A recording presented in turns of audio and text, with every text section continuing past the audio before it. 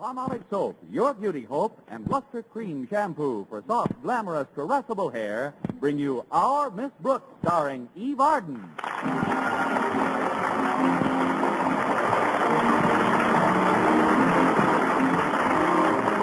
To most people, a warm May day suggests a drive in the country or a leisurely picnic.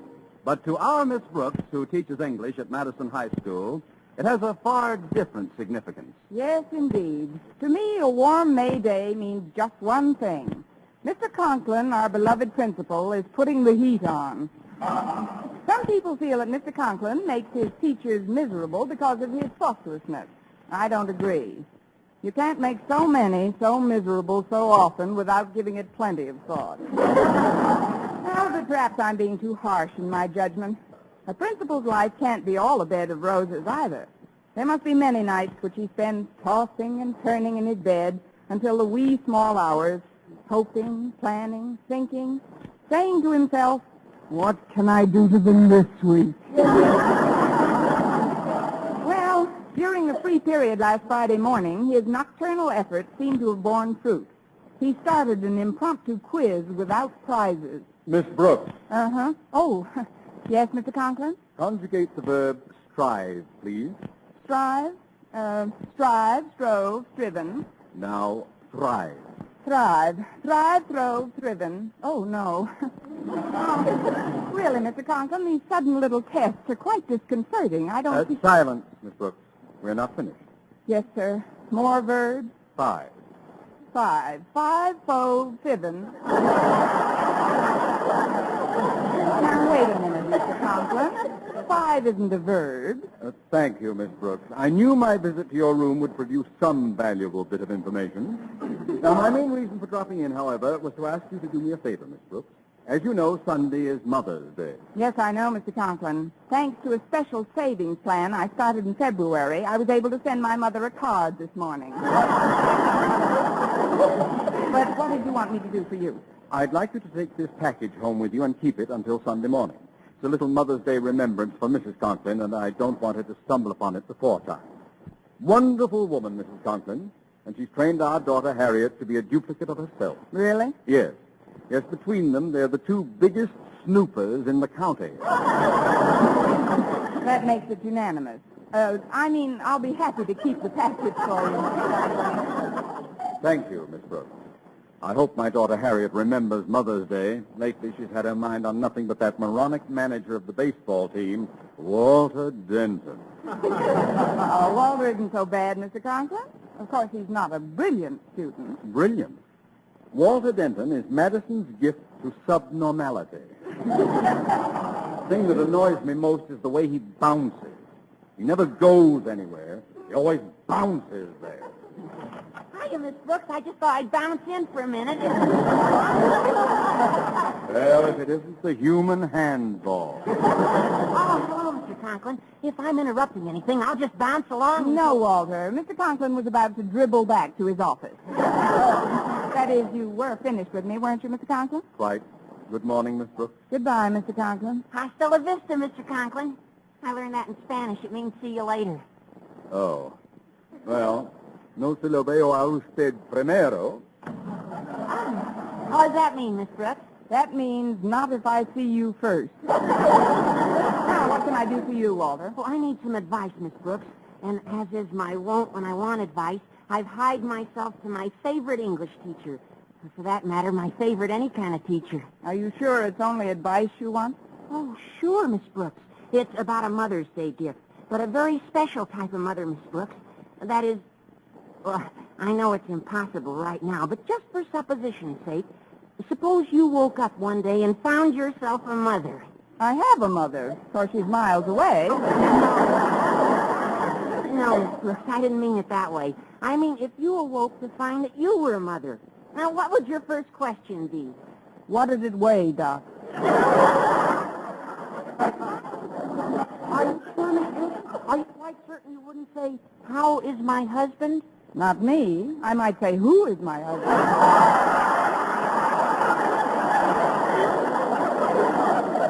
I'm serious, Miss Brooks. My dad told me that was my mother's first concern after she knew that I was all right. You know, she thinks of us constantly and never of herself.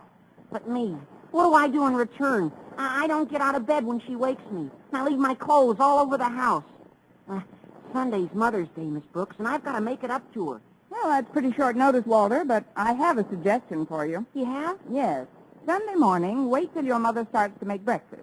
When you're sure she's in the kitchen, close the door quietly behind her. Then? Then gather up all the clothes that you've scattered around the house. Then put them in a big suitcase. Then run away from home. I'm just teasing you, Walter. There's only one way you can make your mother happy, and that's by turning over a new leaf. Well, I'll try, Miss Brooks, but meanwhile, just supposing again, what kind of a present would you like if you were a mother? Oh, I wouldn't care much about presents, Walter. I'd just be happy if I had all my beloved children around me. Gee. Oh, of course, my mother only has this one beloved child. Me. Well, it is a lovely sentiment. However, I'd still like to figure out a little gift of some sort. Now, what would make a young mother like yourself happy? A young father like Mr. Boynton. Oh, which reminds me, Walter, it's time for me to get down to his laboratory and pick him up for lunch. Oh, did he invite you for lunch today? Of course he did. About 10 minutes from now.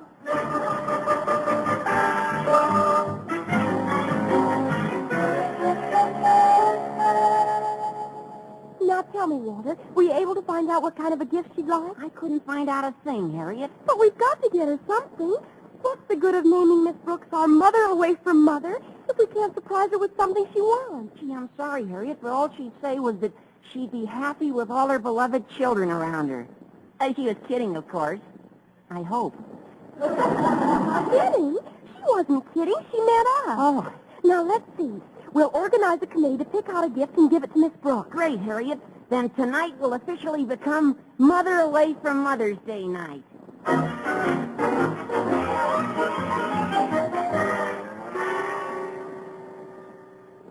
Well, now that we're finished with lunch, Miss Brooks, I've got a surprise for you. Surprise? What is it, Mr. Boynton?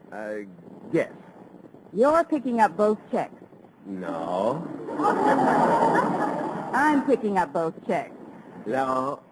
Then I give up. Miss Brooks, I want you to meet my folks. Why, Mr. Boynton, you've only known me for 5 years. This is so sudden. I just found out they were coming to town myself. You see, they usually spend Mother's Day with my married brother, but Mom decided that this year it's my turn. To do what? Oh, your turn to spend Mother's Day together. That's right. You'll love my mother, Miss Brooks. She used to be a school teacher, too, you know. As a matter of fact, she worked herself up until she was a principal. You got to get pretty worked up to be a principal. Oh, I'm sure we'll get along splendidly. And you'll be crazy about my dad. Oh, what a sense of humor he's got. He's the one who told me the joke about the quizmaster who called out, "I've got a lady, doctor," but before he could ask her any questions, she stuck a thermometer in his mouth and took his pulse. Isn't that a scream? Your father sounds like more fun than a barrel of nothing. May I ask you a rather personal question about your folks? Oh, certainly, Miss Brooks. What is it? How long did they go around together before they were married? 9 years. I see. Folks believed in long engagements in those days, I guess, Oh, they weren't engaged until 6 weeks before the wedding. 6 weeks? Mm-hmm. Once Dad makes up his mind about something, he's greased lightning.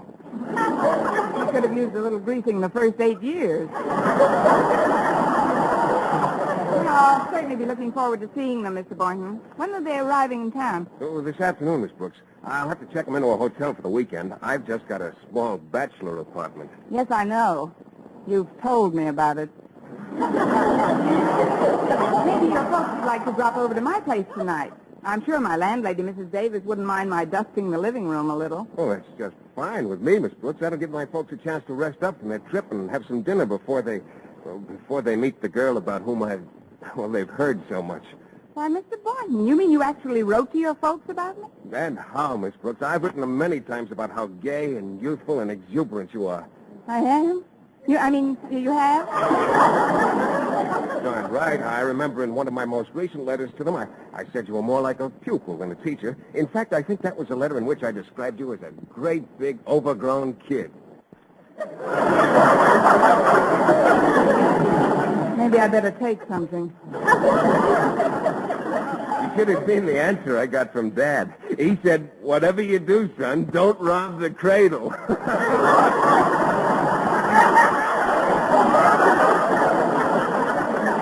Yeah, leave it to Dad. Oh, he was jesting, of course. He loves youngsters. Mr. Boynton, you've given me an idea. Well, what kind of an idea, Miss Brooks? If your father turns me down when I ask him for your hand, maybe he'll adopt me.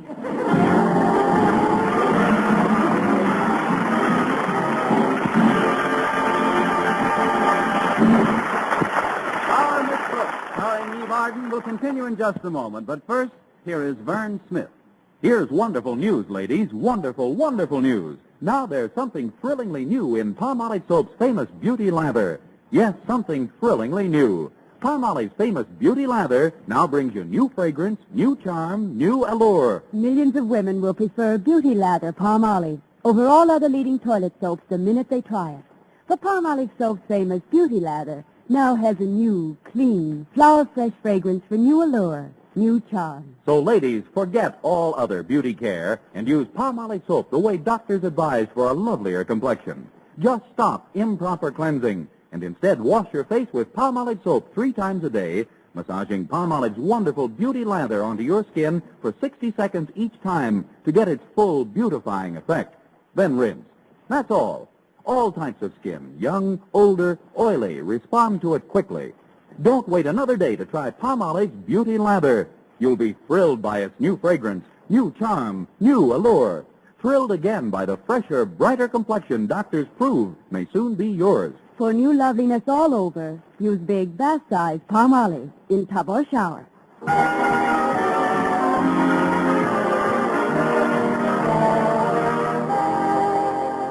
Well, I hurried home right after school and put Mr. Conklin's gift to his wife on my dresser. Then I started to make myself and the house as presentable as possible before Mr. Boynton's parents came over that evening. First of all, I shampooed my hair and set it in pin curls. Then I put on an old, oversized house dress, which I'd borrowed from Mrs. Davis. This intriguing combination achieved the happy effect of making me look like a pat rat drowning in a Quonset hut. Then I went into the living room to get things in order. When I got there, Mrs. Davis had just finished vacuuming. Oh, Connie, will you pull the plug out for me? My back's been bothering me lately. Oh, certainly, Mrs. Davis. There. Say, this vacuum cleaner's pretty old, isn't it? Yes, indeed. But it's held up remarkably well. I bought it in 1932. 1932? Yes, this Hoover came in when the other one went out. Well, just so the place looks nice and neat for tonight. You know, I've never met Mr. Boynton's parents before. I know you haven't, Connie, and first impressions are so important. Mm-hmm. That's why I sent our sofa and all the chairs out to be recovered. What? Every chair in the house is at the upholsterer's, Connie. But don't worry. Stretch Snodgrass took them down for me, and he promised to bring them back by 6 o'clock. Stretch Snodgrass. Look, Mrs. Davis, Stretch may be a fine athlete, but when it comes to mentality, he's strictly a third strike.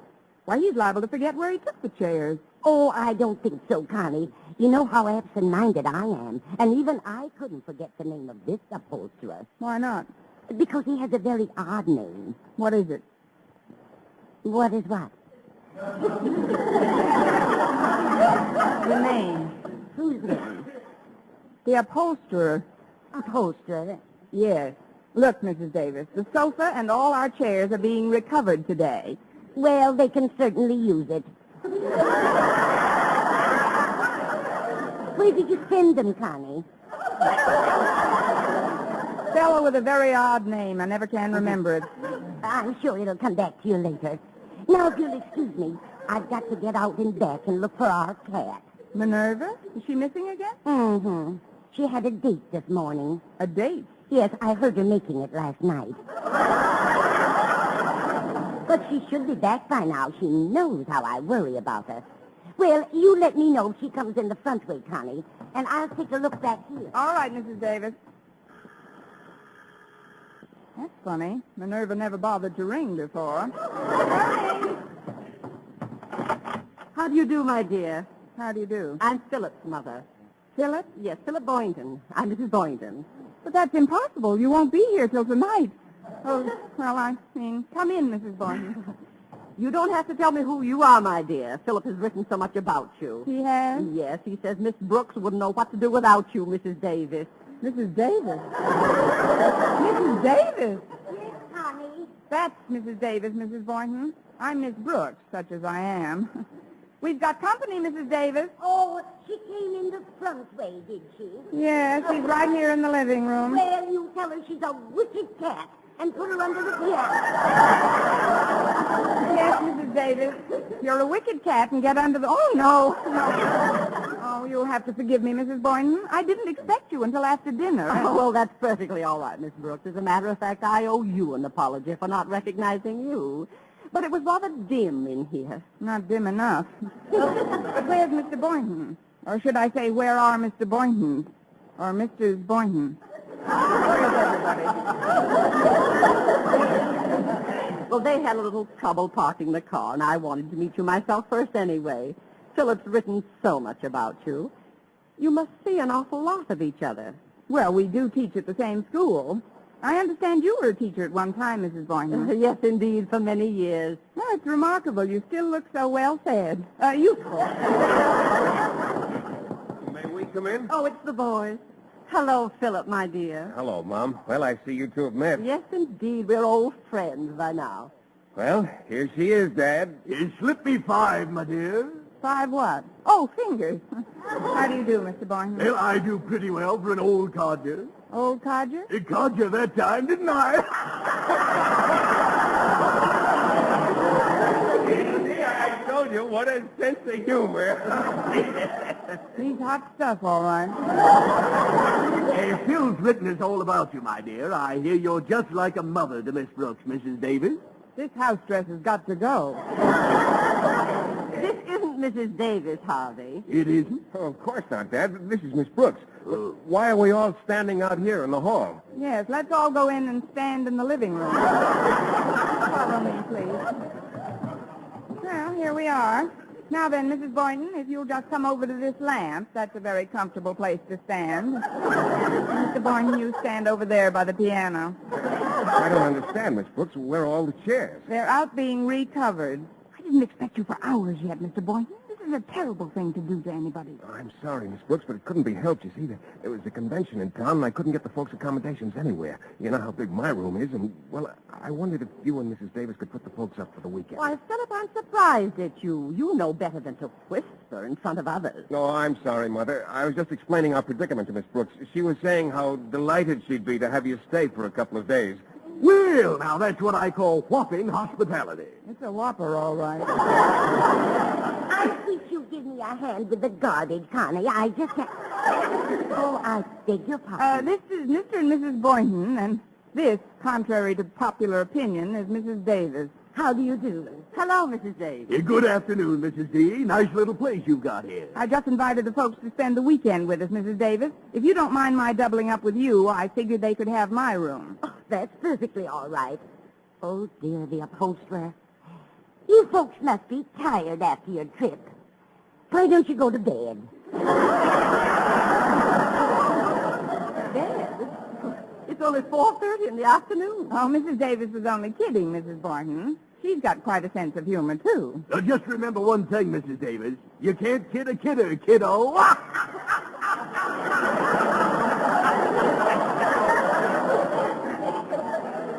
Doesn't he get off some cracks, Mrs. Davis? Yes, he's a Jim dandy.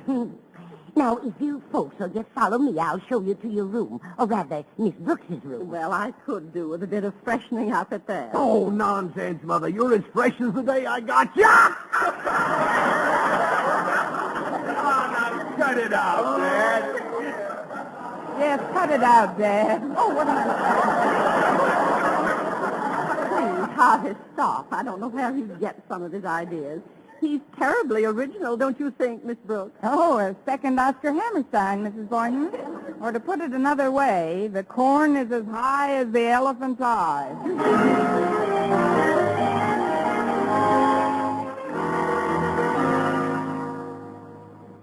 Well, Miss Brooks certainly has a comfortable room, Harvey. Yes, indeed. That shower and a little cat nap's just what the doctor ordered.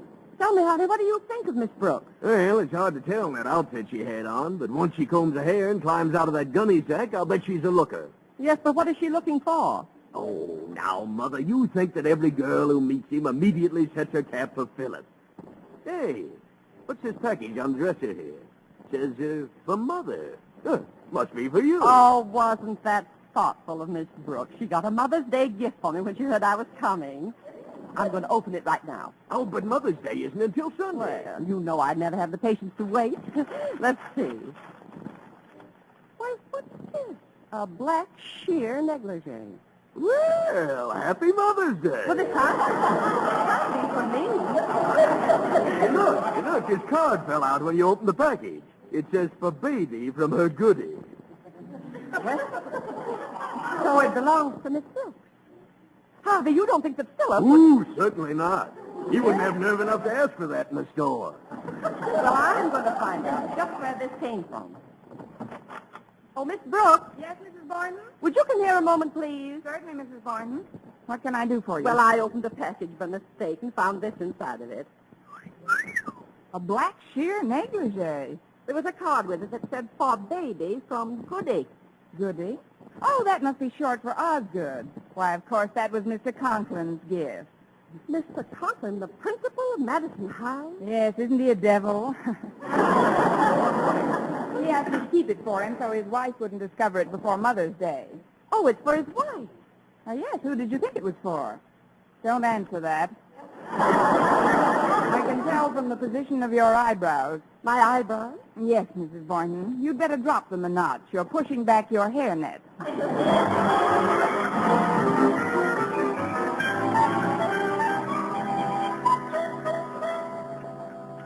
Well, it certainly was nice of you to invite us all to dinner, Mrs. Day. Yes, indeed. It's delicious, too.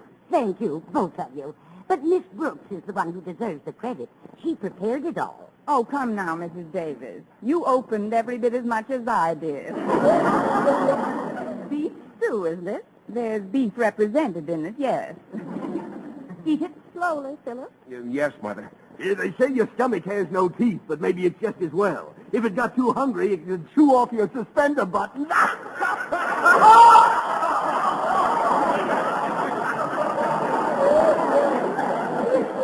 He always gets me when I've got a mouthful. Now, Philip, he's such a baby.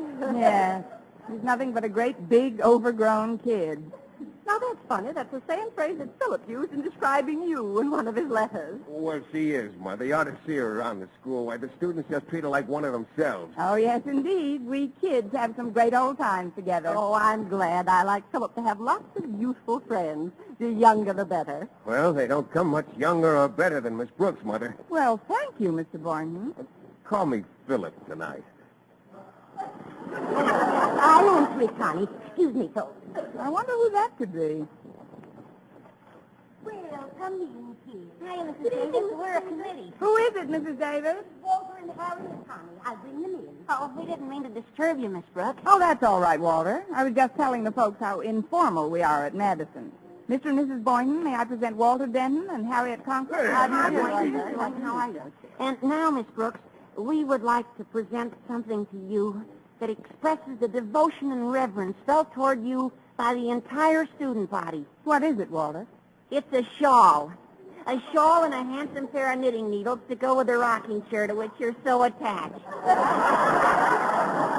Rocking chair, but... Oh, I'm not finished, Mrs. Boynton. Miss Brooks, you have been chosen our mother away from mother. Oh, no. I'll go to the piano, Walter, and you sing the song we've written. Okay, Harriet. Wait till you hear this, folks. Hold that, Walter. The B stands for the books she helps us study. The R is for she's righteous, also pure. The O is for the fact that she's our buddy. The second O is likewise, I am sure. The K is for okay. She rates a bow. The S is for her sadly wrinkled brow. She's motherly, just like Elsie the cow. Miss Brooks, we love you dearly. Miss Brooks, that's me. I'll always be Miss Brooks.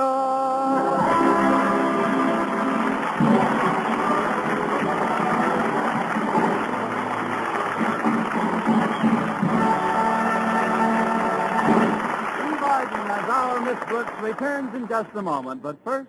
Dream girl, beautiful luster cream girl. Tonight, show him how much lovelier your hair can look after a Luster Cream shampoo. Only Luster Cream brings you Kay Daumit's magic formula blend of secret ingredients plus gentle lanolin. Gives loveliness lather even in hardest water. Glamorizes your hair as you wash it. Luster Cream. Not a soap, not a liquid, but a dainty cream shampoo. Leaves hair fragrantly clean, free of loose dandruff, glistening with sheen, soft, manageable. Gives new beauty to all hairdos or permanents. 4-ounce jar, $1. Smaller sizes, either tubes or jars. Tonight, try Luster Cream shampoo and be a dream girl, beautiful Luster Cream girl. You owe your crowning glory to a Luster Cream shampoo. And now, once again, here is our Miss Brooks. Well, several days later, Friday night came to an end. As I escorted Mr. Boynton to the front door, he was in a strangely mellow mood. You know, Miss Brooks, I'm a man of many dreams, but more often than not, I find I'm shooting too high. Shooting too high, Mr. Boynton? Well, yes, in trying to find the right girl, for instance. It seems that subconsciously I'm always looking for a girl who's just like my mother, attractive, yet sweet and unselfish. Well, don't give up the search, Mr. Boynton. Someday you're liable to find such a girl right under your nose, and I think that's a very nice location. What I mean is, when you gave up your room for Mother, I suddenly realized that you're not only attractive, but also sweet and unselfish. So, Miss Brooks, instead of just shaking hands like we usually do, Yes, Mr. Boynton? I'd like to say goodnight to you the way I do to my mother, with a kiss. A kiss, Mr. Boynton? Yes, on the forehead. There you go, shooting too high again. Next week, tune into another Our Miss Brooks show brought to you by Palmolive Soap, Your Beauty Hope, and Luster Cream Shampoo for soft, glamorous, caressable hair. Our Miss Brooks, starring Eve Arden, is produced by Larry Burns, written and directed by Al Lewis, with music by Wilbur Hatch. Mr. Boynton is played by Jeff Chandler, Mr. Conklin by Gail Gordon. Others in tonight's cast were Jane Morgan, Dick Crenna, Gloria McMillan, Frank Nelson, and Myra Marsh.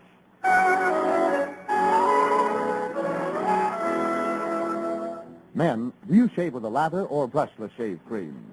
Palmolive shaving cream comes both ways, and whichever way you prefer to shave, you'll find that using Palmolive brushless or Palmolive lather shaving cream can bring you more comfortable, actually smoother shaves. Here's the proof. 2,548 men tried the new Palmolive way to shave described on the tube, and no matter how they had shaved before, 3 out of every 4 got more comfortable, actually smoother shaves. Get Palmolive brushless or Palmolive lather shaving cream today. For mystery liberally sprinkled with laughs, listen to Mr. and Mrs. North, the exciting fun-packed adventures of an amateur detective and his beautiful wife. Tune in Tuesday evenings over most of these same stations. And be with us again next week at the same time for another comedy episode of Our Miss Brooks. Bob Lamont speaking. Stay tuned now for Life with Luigi, which follows immediately over most of these stations. This is CBS, the Columbia Broadcasting System.